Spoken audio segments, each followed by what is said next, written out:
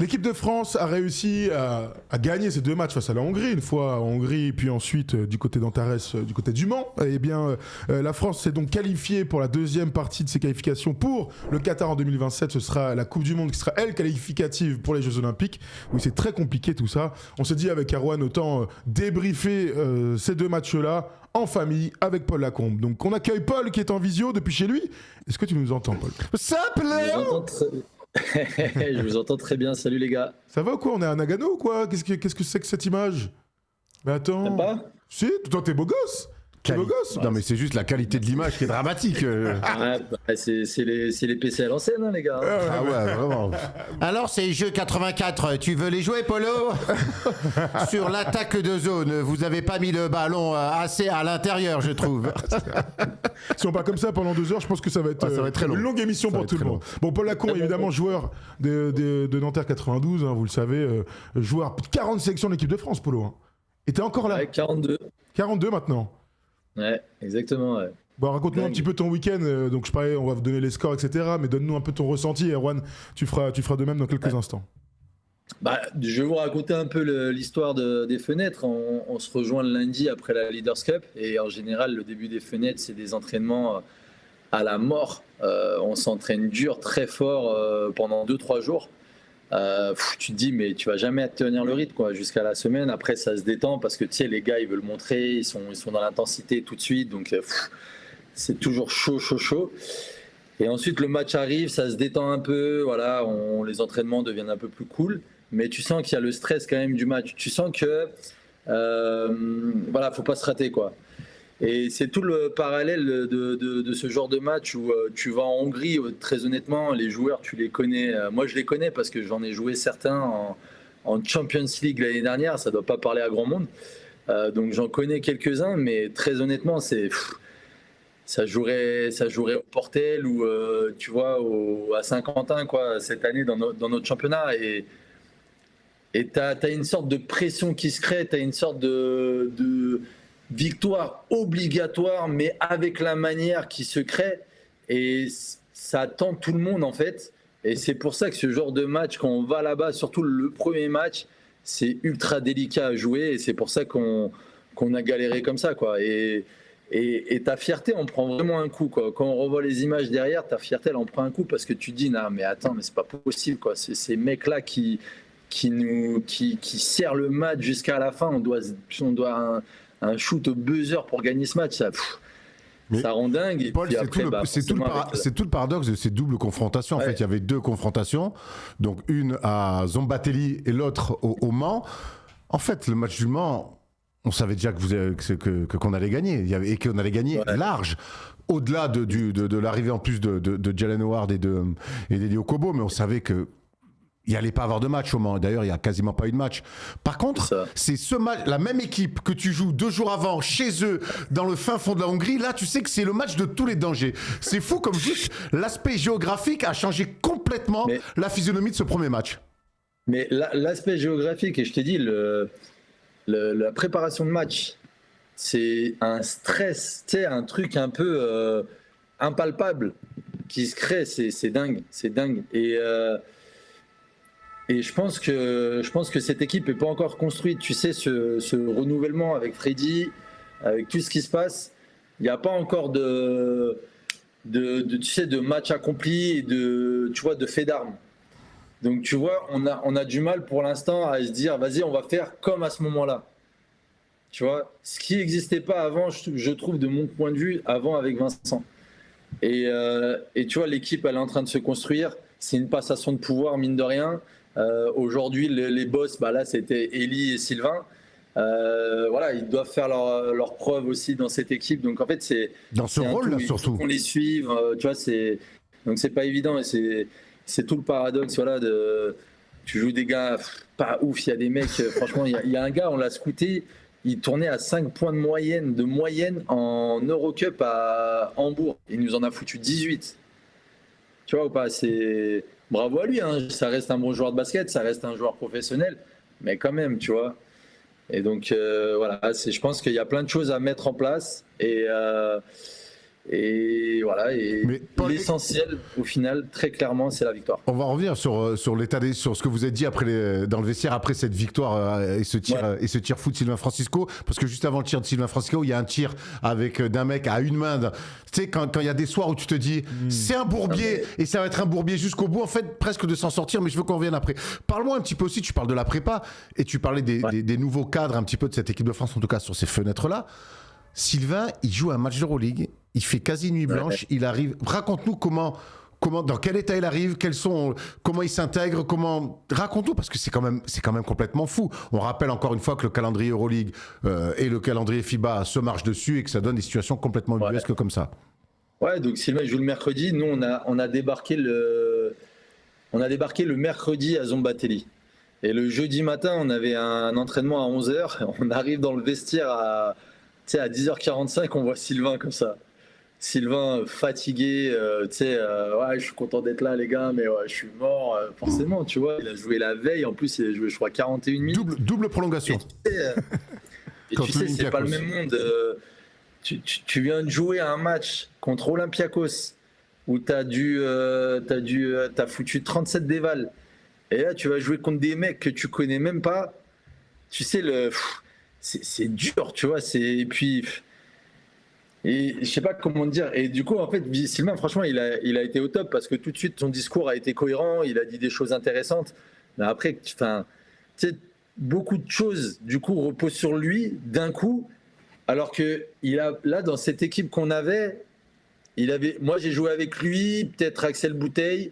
Allez, vas-y, sur les 12, on est peut-être 5 à avoir déjà joué avec lui. Mais tu sais, des bribes de minutes à droite, à gauche, dans des fenêtres ou peut-être en équipe de France jeune. Et ouais, tu dois créer tout de suite des automatismes. T'as l'impression que c'est le pick-up game que tu viens de récupérer un joueur. Purée, il est grave fort. Ton pick-up game le samedi, tu joues avec tes potes et c'est lui qui va faire tout le jeu pour toi. Ben, toi, ok, mais tu fais quoi? Tu le regardes, tu te mets à côté. C'est ultra compliqué. Mais à côté de ça, c'est pas que t'as pas le choix. C'est que le Joker a déjà été grillé en perdant en Finlande. Donc tu es obligé de trouver des solutions et tu es obligé d'appeler ce genre de joueurs pour les fenêtres. Alors, je vous redonne les deux scores du coup de cette victoire en Hongrie, 74-71. On a vu passer pendant que vous discutiez les gars les images du match. On remercie la FIBA qui nous a envoyé ces belles images avec le tir presque au buzzer presque au buzzer de Sylvain Francisco dans le corner. Ensuite la victoire au Mans, on en parlait, 98-79. Il y aura des choses aussi à raconter, mais puisqu'on est sur Sylvain Francisco, on va y rester un petit peu. Quand on voit donc ces deux matchs, les 10 points et 5 rebonds et puis son très gros match offensif lors du deuxième. Est-ce que dans ton esprit, Erwan, est en train de se dessiner le fait que Sylvain sera ou doit être à un moment donné le meneur installé en tant que titulaire? Moi, c'est le sentiment que j'ai eu un petit peu. C'est le sentiment que j'ai eu après l'Euro. Alors, c'est vrai que l'Euro, pour moi, son Euro, il est coupé après cette histoire à la con avec les Slovènes et Luka Doncic. Mais Sylvain, aujourd'hui, sur le poste de meneur, en France, c'est le plus talentueux, intrinsèquement. Il y a quand même une évolution chez ce garçon depuis 5-6 ans, où aujourd'hui, Sylvain, quand on parlait Camarassi, quand il était au Paris Basketball, c'était il va vite, il va très haut, mais alors pour faire jouer les autres, très compliqué. Il n'était pas encore meneur de jeu. Voilà. Aujourd'hui, il tient la boutique d'une bonne équipe d'Euroleague. Il y a le Barça qui est sur ses côtes et c'est l'un des meilleurs meneurs d'Euroleague. Moi, je pense que c'est le meneur, le poste 1 le plus talentueux qu'on ait en France à l'heure actuelle, qui est en phase avec tout. Qui est en phase avec tout. On pense évidemment à Mathieu Strazel, qui n'était pas là à l'Euro, qui est pour moi dans un rôle d'abord un peu plus vers l'équipe, alors que Sylvain a quand même cette capacité de franchir beaucoup plus les lignes.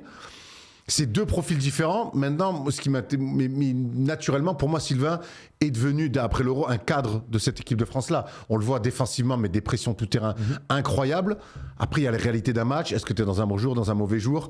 Et puis surtout, la grande question qui va se poser dans les échéances, parce que, Dieu merci, on ne va pas jouer tous les matchs d'équipe de France à Zombatelli, contre des mecs qui mettent 5 points en Eurocup. À un moment donné, c'est comment ça va fitter autour de Victor. Et je reste personne. Donc voilà, c'est ça la question. Après, je vois pas pourquoi Sylvain, qui est un des meilleurs passeurs d'Euroleague, un des meilleurs scoreurs d'Euroleague et un des meilleurs meneurs de scoring, pourrait pas fitter avec Victor. Mais elle va être comme ça la réflexion autour de ça. C'est comment avec Victor? Est-ce que c'est un mec qui va sortir du banc quand Victor sera assis et qui sera leader du banc? Est-ce que c'est un mec qu'on va associer à Victor? Est-ce que c'est un mec qui finira les matchs avec Victor? Il y a plein de questions. Enfin, moi, tous ces scénarios-là fonctionnent pour Sylvain. T'en dis quoi, Paul? Ouais. Ah, mais c'est exactement ça. Moi, c'est ce que j'allais dire. J'allais dire, on peut faire toutes les théories du monde.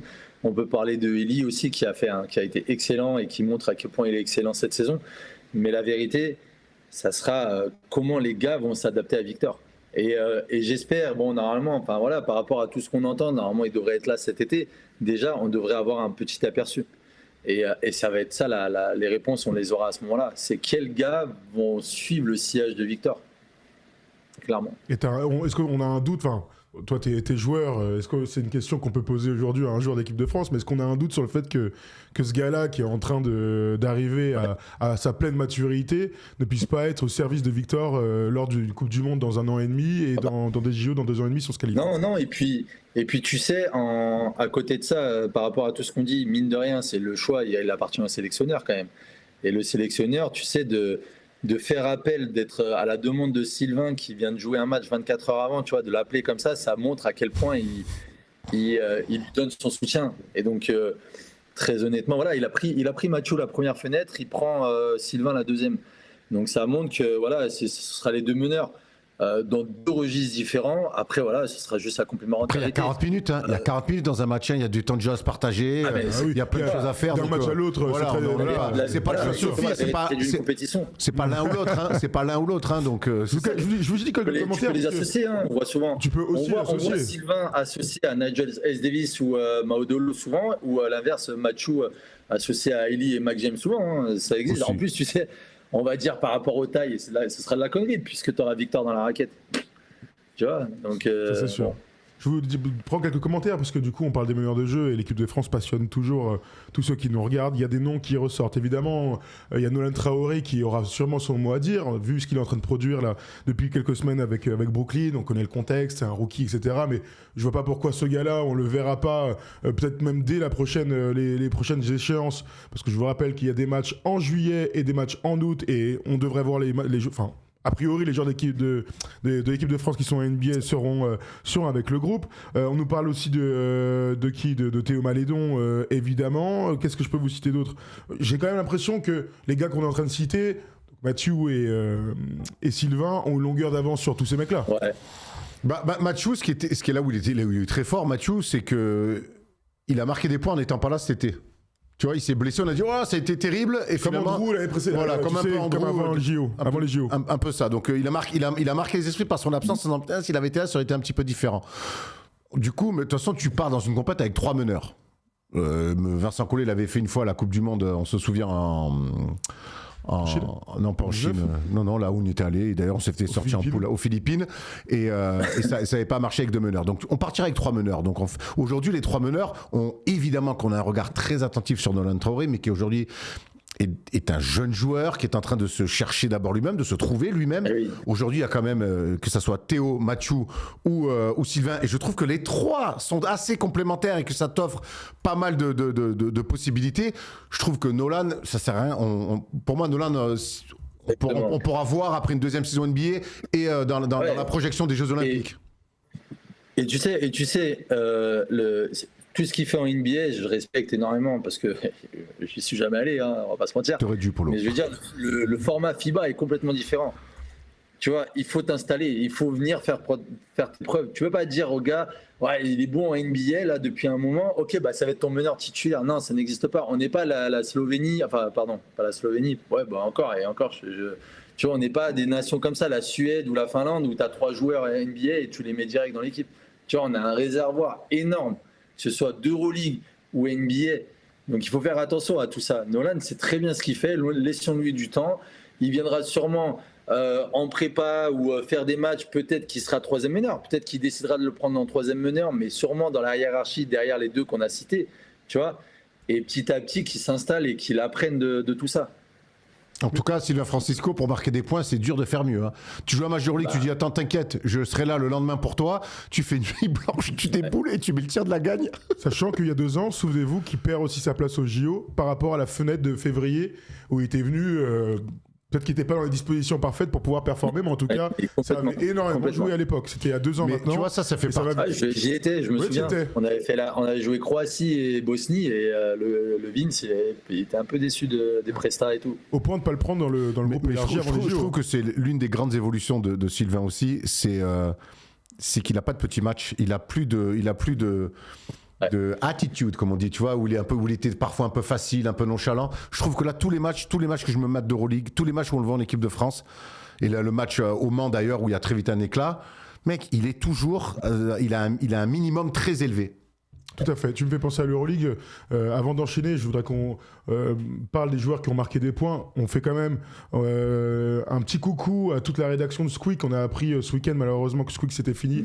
Et donc pour tous les amoureux d'Euroleague, eh bien vous avez tous basculé sur Euroleague TV. Mais bon voilà, de cette aventure là qui se termine avec évidemment plein d'histoires autour qui sont très tristes quand les gars sont pas payés. On imagine à quel point ça a dû être difficile ces dernières saisons. Donc voilà, une belle pensée à toute la rédaction de Squeak. Courage à eux.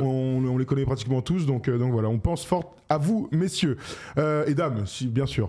Les gars qui ont marqué des points, pêle-mêle, tu me dis, Paul, qui en ressort? Amin Noua, Adam Mokoka, Peter Corneli, Jalen. Jalen a joué le deuxième match. Paul Lacombe. Non, peut-être pas Paul Lacombe. Qui a marqué des points? Paul Lacombe, peut-être pour une autre fenêtre. Ah, ben j'espère. Qui a marqué des points, Paul? Si c'est une autre fenêtre, c'est pour venir la changer chez moi et faire du cas par cas. Tu sais que moi, j'avais pas prévu. Mais alors justement, avant qu'on aille sur les mecs qui ont marqué des points, Paul, j'aime tout le week-end, on a vu pas mal d'éloges sur toi, et quelque part t'es un joueur d'une génération qui n'existe plus trop, c'est que t'es venu, alors on connaît tes qualités basket, mais au-delà de ça, t'as quand même ce truc, et quand on parle avec toi, tu sens que c'est le collectif sur et en dehors du terrain, c'est cette espèce de lien que tu fais, je sais que les mecs jouent plus aux cartes, que tu les as chambrés, raconte-nous un petit peu ton rôle dans Yens. Bah en vrai de vrai, tu sais que ça a été les premiers mots de Freddy. En gros, il m'a fait je te fais venir déjà pour pas me tabasser, il me dit, parce que t'as été pas trop mal ces derniers temps, tu vois, dans le jeu. Bon, après il me dit non, mais c'est vrai que j'ai besoin de quelqu'un pour fédérer, pour avoir un lien entre tout le monde et tout. Bah moi, c'est ce que je fais déjà à Nanterre, c'est facile pour moi, et puis très honnêtement, j'ai pas à me forcer. Et je connaissais déjà 2-3 gars, et comme ça. Et tu vois, tous se tournent vers moi. Les gars, ils me voient, ils disent, vas-y, viens, on joue aux cartes et tout. Bah, vas-y, direct. Donc, voilà, pendant toute la semaine, on a joué à des jeux, on a fait des trucs, on fait des blagues. Ça détend un peu tout le monde, je pense. J'espère, en tout cas. Et voilà, moi, je suis plus dans la même disposition. Donc, tu sais, j'ai pas de pression. Le premier match, quand je suis rentré, j'avais pas de pression. J'avais juste envie de jouer au basket et kiffer. Et puis, donc, du coup, mon entrée, elle se passe plutôt bien. Et ça, tu vois, tout le monde j'emmène peut-être un peu tout le monde dans mon sillage, je pense. Et puis en même temps, j'ai été épaulé à l'image d'Amin Noua de la fenêtre qu'il fait. On va en parler après par rapport à ceux qui ont marqué des points. Mais voilà, c'est mon rôle, très clairement, je l'assume, ça me fait plaisir. Je suis heureux là-dedans et ça s'est encore bien passé. On sort avec 2 victoires, donc voilà, je suis très content. Ça offre durable, quoi. Il y avait plus d'adversité contre la Hongrie ou contre nous, là, dans le 2-2 à House Factory? Ah, t'as pris des museaux que t'as pas J'ai pris. plus de respect pour vous que pour eux. Non, je te jure, mais les gars, vous vous rendez pas compte, on a fait la vidéo entre les 2 matchs et je voyais des trucs, je dis non mais les gars, mais c'est pas possible, on peut pas prendre des paniers par des mecs comme ça, quoi. Ça me rendait dingue. Je te jure. Incroyable. Bon, ça me tue. Parce que tout le monde se dit ça à tous les niveaux. C'est vraiment, j'ai l'impression qu'en termes de recul, les joueurs de basket ont parfois un petit peu de mal. Mais bon, bref, c'est pas la question. Alors, parlons de ceux qui ont gagné des points. J'ai commencé par Amin Noua. Tout le monde en parle d'ailleurs dans les commentaires. Amin semble être, celui ou l'un de ceux qui ont gagné le plus de points, Erwan. Ouais, bah. Dans ce basket-là, dans ce poste 4 moderne, on le connaît, le joueur formé à Lasvel, il est capable de mettre des points, Amin. Et évidemment, on a vu quand même que dès que Sylvain avait la balle, beaucoup d'aide. Après, il a une panoplie bien plus large que ce qu'on le voyait faire quand il était un petit peu à Lasvel. On l'a vu sur du post-up notamment, mais il a toujours cette main, cette capacité d'être près dans les fenêtres et pour mettre dedans. Ben voilà, moi je suis pas spécialement surpris. Encore une fois, il le dit, Amin Noua, c'est un mec qui joue donc à la Salonique, qui a connu l'Euroleague avec Lasvel, avec le Fener. Bon, c'est un mec face à des joueurs comme ça, il est supérieur, il l'a montré, et c'est un mec qui a toujours su mettre des paniers. Donc il a marqué des points, mais je suis pas complètement surpris de voir ce qu'est capable de faire Amin Noua. Il met 15 points, 6 rebonds en 25 minutes lors du premier match, c'est ultra important quand tu sais que l'équipe marque 74 points. Il met 21 points en 17 minutes lors du deuxième match. T'es plutôt d'accord, j'imagine, avec Erwan, Paul? Ouais, je suis d'accord. Là où il a vraiment progressé, comme tu l'as dit, il a toujours su mettre des paniers, mais là où il a progressé, où il a fait un step-up, c'est dans l'agressivité. Il va au rebond off, défensivement, il est dur, il a gagné, mais vraiment en dureté et en agressivité. Il a vraiment franchi un cap depuis 2 ans, 2-3 ans. Franchement, c'est assez impressionnant sa trajectoire. Après, sa seule limite à Minois, c'est qu'il joue poste 4, il est sur un secteur intérieur où c'est. Tu dis concurrence, c'est pas lui faire offense que dire qu'il n'y en a pas de concurrence malheureusement sur les postes 4 et sur les postes même 5 si tu veux jouer un stretch 5. Mais lui, j'imagine que lui est dans un état d'esprit d'être le meilleur possible et on verra ce qui se passe. C'est ça. Il a marqué des points quoi qu'il arrive, quoi qu'on dise. On sait jamais, tu sais. C'est jamais neutre d'être bon. Polo, il a joué le Coupe du Monde, les mecs. Enfin, Polo, il faisait une saison d'MVP français à l'époque. Quand même nous, c'est le gars qui a les infos. Non, mais après, il y a toujours un 12e, il y a des blessures, il y a des choses. Toujours. Donc c'est sûr, mais encore une fois, il m'a régalé. Moi, c'est un joueur que j'ai toujours bien aimé. Maintenant, la concurrence sur son poste, elle est démoniaque. Et c'est pas méchant de le dire. Regarde, Tokyo 2021, tu dois partir avec guerre chez Amat en deuxième poste 4. Amat, il se pète. Il voulait appeler Lula Berry, il refuse. Il a voulu appeler je sais plus qui, il refuse. Bah, t'appelles Peter Corneli qui était là, tu vois. Donc là, ce sera la même chose. Tu sais, malheureusement, on a tous une image, on a tous à peu près 12 joueurs pour la Coupe du Monde dans un an. Après, il peut se passer des choses, mais on a une idée et ce sera à peu près ça. Mais il y aura peut-être 3 absents. Non, mais c'est vrai. Et tu penses à qui la première personne, bah, tu penseras à lui. Tu penses à des mecs en fait le taf. Non, mais t'as raison. T'as raison, il y a une petite fenêtre, on sait jamais ce qui se passe dans le sport. Et en tout cas, au moment où tu vas réfléchir, parce que ça doit être ton 3e ou 4e choix, tu dis, mais attends, mais lui, il nous a fait le taf à Zombatelli, là, quand c'était le Bourbier. Donc, ça doit servir aussi à ça, à un moment donné, s'il y a deux mecs qui sont sur la même ligne. Exactement, c'est ça, ouais. Quel autre joueur vous voulez ressortir Moi, j'aime bien, mais alors de ce qu'il fait à Bourg, que déjà il a été très bon aussi en Leaders Cup, et là en équipe de France, je trouve qu'il fait encore une très bonne entame au Mans. C'est Adam Mokoka. C'est pas Adam, c'est Adam. C'est Adam. C'est Adam de Lasvel, le petit Adam jeune. Silver. Non. Adamna. Adam Atamna, et c'est Adam Mokoka. Parce que quand tu commentes, on te dit souvent comment on prononce les trucs. Mais en ce moment, de toute façon, personne n'est d'accord sur tous les noms. Donc. Alors moi, je te dis encore une fois, je le dis pour Howard, beaucoup disent Horde, mais moi c'est Léa, la sœur, qui me dit que c'est Howard, donc je reste sur Howard. Et c'est Fotoux alors. C'est Fotoux ça par contre, je sais pas, c'est Fotoux. Mais Rémi, alors. bref, Adam Mokoka, j'aime bien. Honnêtement, il est en train de progresser offensivement de manière assez terrible. C'est un bulldozer sur du 1 contre 1. Il finit tout le temps, voire il provoque des fautes, voire il fait les deux. Et puis défensivement, ce qu'il est capable de faire, c'est quand même un athlète plus qui est quand même amené à découvrir, je l'espère pour lui, l'Euroleague dès la saison prochaine. Donc j'ai beaucoup aimé Adam Mokoka, qui en plus, j'aime bien l'affiliation avec Freddy Fotoux. C'est un coach qu'il a eu en U19, il me semble, en équipe de France jeune, ou peut-être un peu avant. Ouais. Et après, c'est lui qui qui l'amène en Eurocup cette année avec Bourg. J'aime bien l'affiliation aussi entre les deux. Moi, je suis d'accord. Après, c'est exactement pareil que Amine. C'est qu'à ce poste-là, 2-3, c'est ultra bouché. Mais dans une création d'équipe, il t'apporte vraiment quelque chose de différent de tout ce que tu as. Tu vois, et comme tu as dit, en fait, il peut lock up le meneur adverse. Il peut changer en plus, aller sur le poste 5 parce qu'il est costaud quand même, le gars. Donc derrière, il peut tenir les duels et prendre des rebonds. Et tu vois, dans un registre vraiment dans la construction d'équipe, tu vois, un peu comme ce que tu avais avec Charles Cahudi sur des missions, tu vois. Si lui, il est en accord avec ça, vraiment, franchement, honnêtement, lui, ça pourrait être vraiment une demi-surprise, tu vois, qu'il aille à la Coupe du Monde. Et ça serait pas déconnant parce que vraiment, tu sais, dans une création d'équipe, parce que on l'a bien vu l'année dernière, tout le monde ne se retrouvait pas dans cette création d'équipe à l'Euro, surtout à ce poste-là, 2-3. Donc, est-ce que lui qui côtoie le coach au quotidien, est-ce que les mots du coach, tu vois, sont plus simples à passer, je sais pas, tu vois, dans un registre différent ou quoi? Honnêtement, moi, aujourd'hui, je mettrais une pièce sur le fait qu'il aille à la Coupe du Monde déjà l'année prochaine. Et là où je te rejoins complètement par rapport à l'année dernière, c'est que tous les gars qu'on imagine sur les postes 2 ou 3, tous, j'ai l'impression, se sentent titulaires de l'équipe de France. Ont la possibilité de l'être. Tu vois, si on va prendre Bilal, Zachary, Eli. En fait, on peut citer tous les mecs.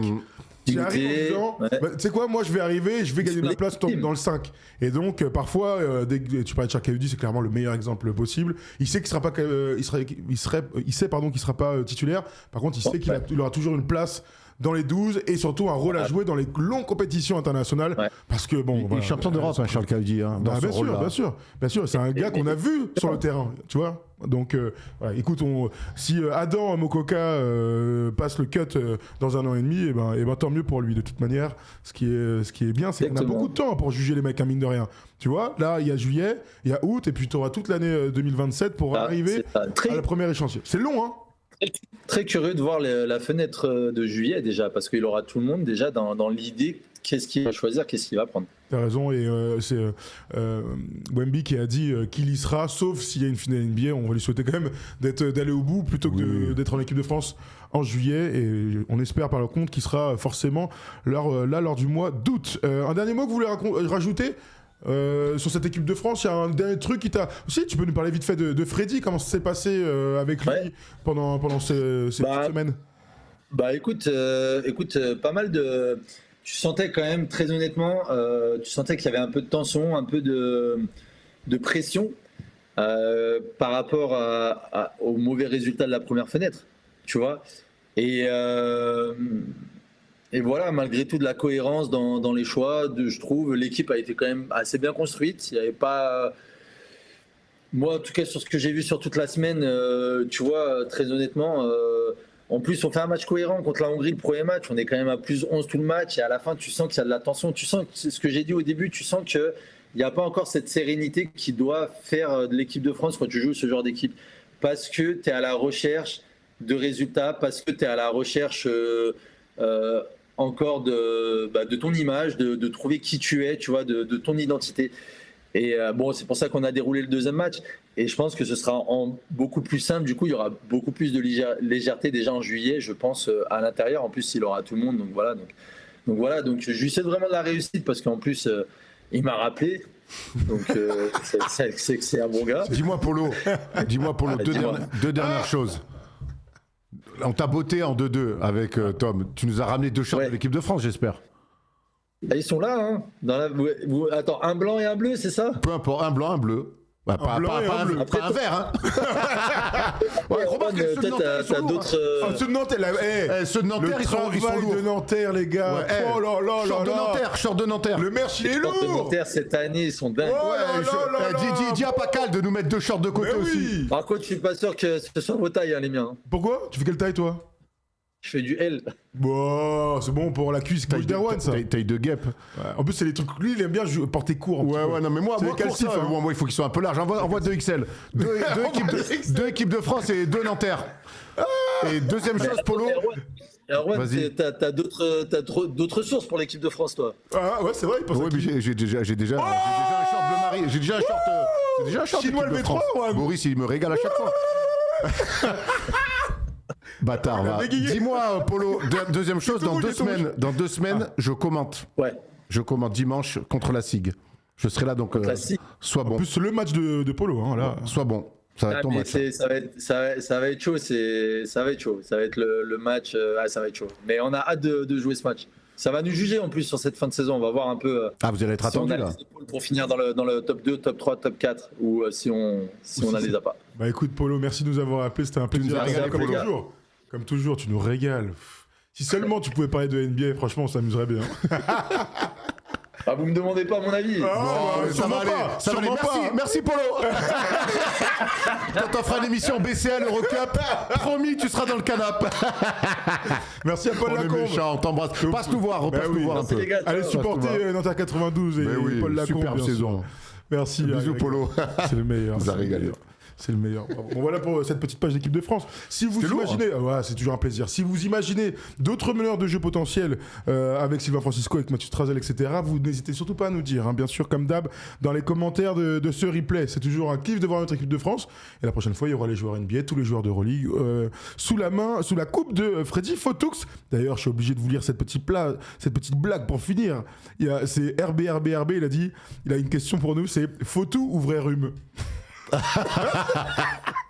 J'ai trouvé ça c'est tellement nul que c'est merveilleux. Voilà. On les aime comme ça. Et on se quitte là-dessus. Voilà.